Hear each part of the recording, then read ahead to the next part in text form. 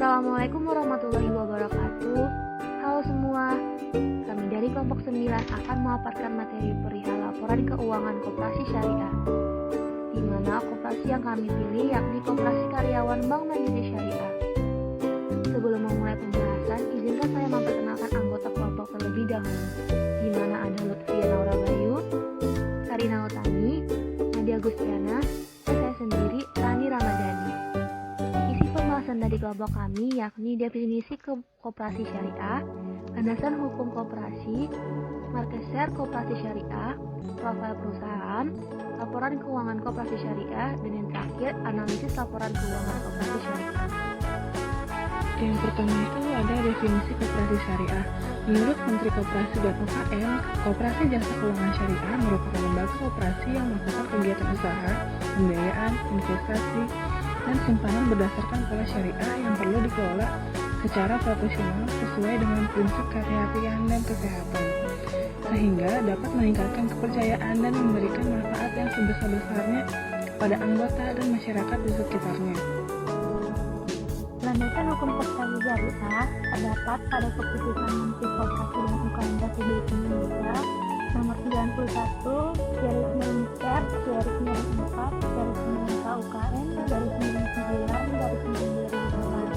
Yang kedua, terdapat pada Peraturan Menteri Negara Koperasi dan Usaha Kecil dan Menengah Nomor 35/2 /M KUKM /910/2007. Yang terakhir terdapat pada Peraturan Menteri Negara Koperasi dan Usaha Kecil dan Menengah RI Nomor 35/3/M KUKM /910/2007. Berikut ini adalah gambaran market share koperasi syariah. Salah satu lembaga keuangan yang masuk ke dalam kategori IKNB Syariah adalah Lembaga Keuangan Mikro Syariah atau biasa disingkat sebagai LKMS. LKMS itu sendiri memiliki berbagai jenis, diantaranya adalah koperasi sekunder, Baitul Mal wa Tamwil, koperasi simpan pinjam pembiayaan syariah, dan bank wakaf mikro. Sehingga kontribusi koperasi syariah masuk ke dalam kelompok market share IKNB Syariah. Dalam laporan OJK di samping menyatakan bahwa market share aset IKNB Syariah terhadap seluruh aset IKNB mencapai 4,15% per Desember 2019. Selanjutnya, market share lembaga keuangan mikro syariah adalah sebesar 43,80% dari total keseluruhan lembaga keuangan yang masuk ke dalam kategori IKNB Syariah, dengan total aset mencapai sebesar 920 miliar rupiah.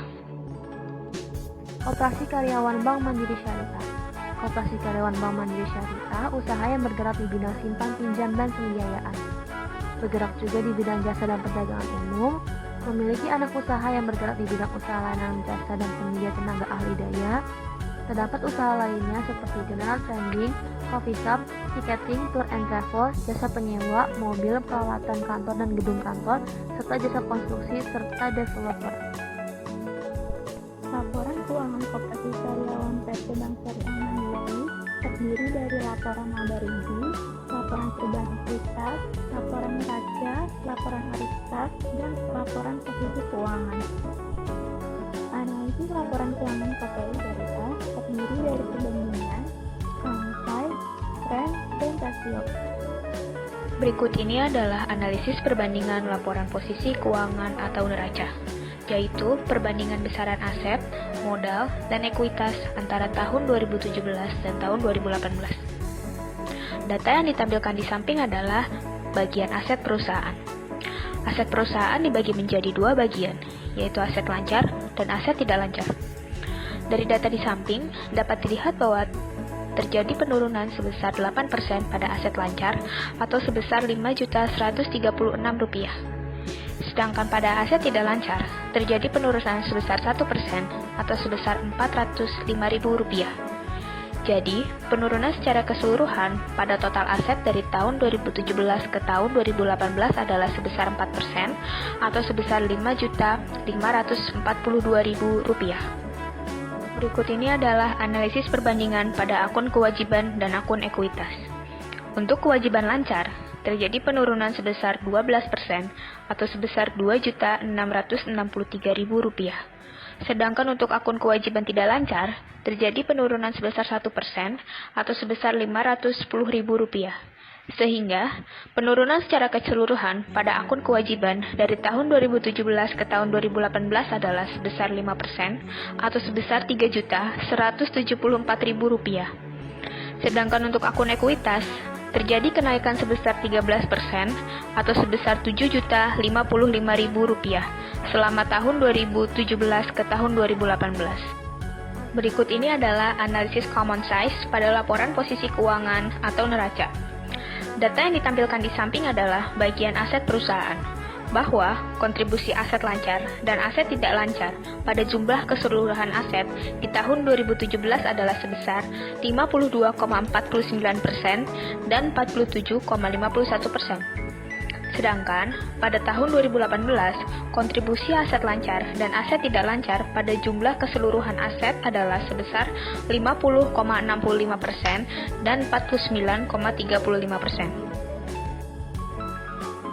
Selanjutnya, akan dijelaskan mengenai analisis common size pada akun kewajiban dan akun ekuitas perusahaan.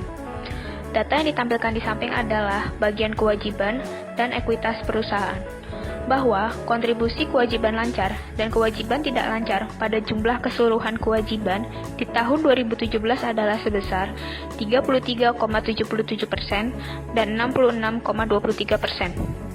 Sedangkan pada tahun 2018, kontribusi kewajiban lancar dan kewajiban tidak lancar pada jumlah keseluruhan kewajiban adalah 31,29% dan 68,71%. Untuk ekuitas, dapat dilihat sendiri bahwa dalam tabel setiap akunnya memiliki persentase kontribusi yang berbeda terhadap total keseluruhan ekuitas. Tabel berikut merupakan tabel analisis perbandingan modal indeks. Pada tahun 2000 usaha terdapat kenaikan sebesar 24,49% atau sebesar Rp954.218.154.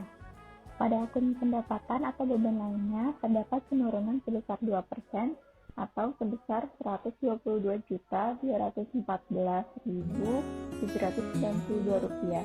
Untuk akun laba rugi sebelum zakat dan pajak mengalami kenaikan sebesar 7% atau sebesar Rp832.3.363. Pada laba rugi sebelum pajak mengalami kenaikan sebesar 7% atau sebesar Rp797.289.811. Yang terakhir, laba rugi setelah pajak mengalami kenaikan sebesar 4% atau sebesar Rp399.439.877. Ini merupakan analisis common size laporan laba rugi. Kontribusi akun laba rugi usaha di tahun 2017 sebesar 25% dan di tahun 2018 sebesar 28%. Untuk kontribusi pendapatan dan beban lainnya pada tahun 2017 sebesar 51% dan di tahun 2018 sebesar 45%. Pada akun laba rugi sebelum zakat dan pajak memberikan kontribusi sebesar 76% pada tahun 2017 dan 73% pada tahun 2018. Untuk laba rugi sebelum pajak, kontribusi pada tahun 2017 sebesar 75% dan pada tahun 2018 sebesar 73%. Yang terakhir, pada akun laba rugi setelah pajak memberikan kontribusi sebesar 71% pada tahun 2017 dan 67% pada tahun 2018. Analisis perbandingan laporan arus kas. Yang pertama, aliran kas dari aktiva operasi mengalami penurunan sebesar minus 10% dengan rasio 0,904. Kedua, arus kas dari aktiva investasi mengalami penurunan sebesar minus 97% dengan rasio 0,028. Yang ketiga itu, arus kas dari aktivitas pendanaan mengalami penurunan sebesar minus 113% dengan rasio minus 0,125. Dan kas dan setara kas pada akhir tahun mengalami penurunan sebesar minus 23% dengan rasio 0,769. Analisis common size laporan arus kas. Yang pertama itu kontribusi aktivasi operasi laba rugi sebelum pajak pada tahun 2017 sebesar 96% dan menjadi 102% pada tahun 2018. Selanjutnya, kontribusi aktivitas dari investasi terdapat penambahan aset tetap, yaitu dari 92% ke 3% pada tahun 2018. Terus yang terakhir itu dari aktivitas pendanaan terdapat kenaikan penurunan kewajiban jangka pendek 2017 sebesar minus 1% menjadi minus 34%. Analisis tren laporan laba rugi. Analisis tren memiliki rumus tahun pembanding dibagi tahun dasar dikali 100%, di mana tahun dasar di sini adalah 2017. Di pendapatan pokok usaha sampai tahun 2019 mengalami kenaikan. Kemudian ada beban pokok usaha juga mengalami kenaikan. Di laba bruto ini mengalami penurunan pada tahun 2019. Beban usaha juga mengalami kenaikan. Laba rugi usaha juga mengalami kenaikan. Kemudian pendapatan lainnya ini dia mengalami penurunan pada tahun 2018 kemudian 2019. Kemudian beban lainnya ini sempat mengalami penurunan pada tahun 2018 kemudian mengalami kenaikan lagi pada tahun 2019. Kemudian pendapatan beban lainnya mengalami penurunan pada tahun 2019. Kemudian laba rugi bersih sebelum zakat dan pajak ini mengalami kenaikan setiap tahunnya. Kemudian zakat juga mengalami kenaikan setiap tahunnya. Laba rugi bersih sebelum pajak ini mengalami kenaikan juga. Kemudian beban pajak penghasilan mengalami penurunan pada tahun 2019. Kemudian ada laba rugi setelah pajak yang mengalami penurunan di tahun 2019. Dengan total laba ruginya itu mengalami penurunan dari tahun 2018 ke tahun 2019.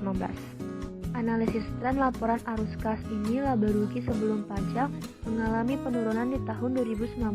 Kemudian beban penyusutan itu mengalami kenaikan dari tahun 2018 ke tahun 2019. Kemudian cadangan penghapus piutang ini juga mengalami kenaikan dari tahun 2018 ke tahun 2019. Kemudian pajak penghasilan ini juga mengalami kenaikan dari tahun 2018 ke tahun 2019. Dan yang terakhir laba rugi setelah penyesuaian ini dari tahun 2018 ke tahun 2019 ini mengalami penurunan dengan total aliran kas pada tahun 2018 sebesar 4,87% dan tahun 2019 turun menjadi 4,78%. Berikut ini adalah analisis rasio laporan keuangan Koperasi Karyawan PT BSM. Yang pertama adalah rasio likuiditas. Rasio likuiditas terdiri dari beberapa jenis rasio, yaitu rasio lancar, rasio cepat, rasio kas, dan net working capital to total asset. Yang pertama adalah rasio lancar. Pada tahun 2017 mencapai 17,87 dan 2018 mencapai 12,21. Untuk rasio cepat itu sendiri pada tahun 2017 sebesar 15,62 dan tahun 2018 sebesar 14,45. Untuk rasio kas pada tahun 2017 mencapai 1,69 dan untuk tahun 2018 mencapai 1,63. Dan yang terakhir, net working capital to total asset pada tahun 2017 mencapai 0,52 sedangkan tahun 2018 sebesar 0,51. Selanjutnya adalah rasio solvabilitas. Rasio solvabilitas ini dibagi menjadi beberapa jenis, yaitu debt to asset ratio, debt to equity ratio, dan long term debt to equity ratio.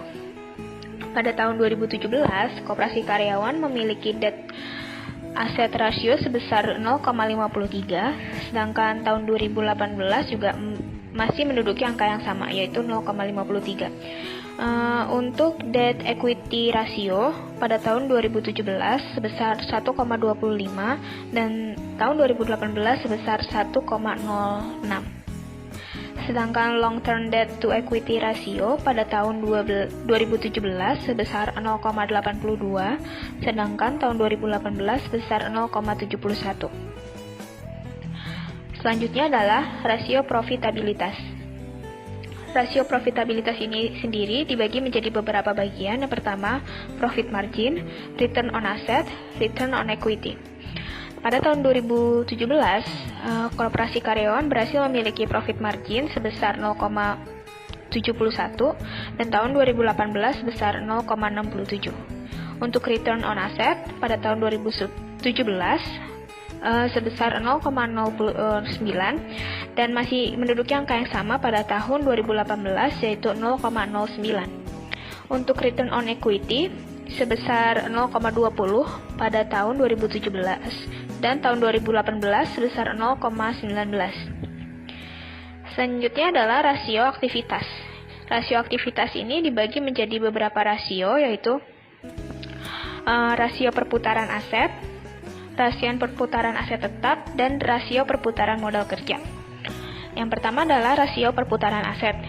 Pada tahun 2017 sebesar 0,12 dan tahun 2018 sebesar 0,14. Untuk rasio perputaran aset tetap, pada tahun 2017 sebesar 0,35 dan tahun 2018 sebesar 0,38. Rasio perputaran modal kerja pada tahun 2017 sebesar 0,35 dan pada tahun 2018 sebesar 0,41. Itu adalah rasio-rasio yang terdapat pada laporan keuangan Koperasi Karyawan PT BSM. Sekian video kali ini, semoga bermanfaat. Terima kasih.